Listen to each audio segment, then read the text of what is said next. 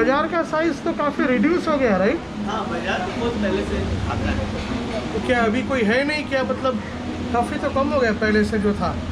सब कम हो गया।